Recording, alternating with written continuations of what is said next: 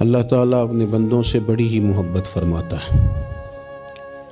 بغیر طلب کے، بغیر دعا کے رزق، مال، اولاد، صحت، عافیت، دوست، احباب، ماں باپ، یہ سب نعمتیں اللہ بغیر طلب کے بندوں کو عطا فرماتا ہے۔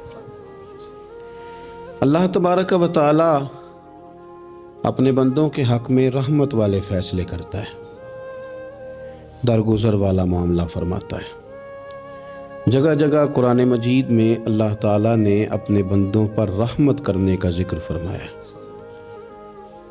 ان اللہ یغفر الذنوب جمیعا، فرمایا بے شک رب تمہارے سارے ہی گناہ معاف فرما دے گا، تم نا امید نہ ہونا، وہ معاف کر دے گا تمہیں۔ قرآن مجید میں فرمایا ان اللہ بالناس لرؤوف الرحیم، بے شک اللہ اپنے بندوں پر بڑا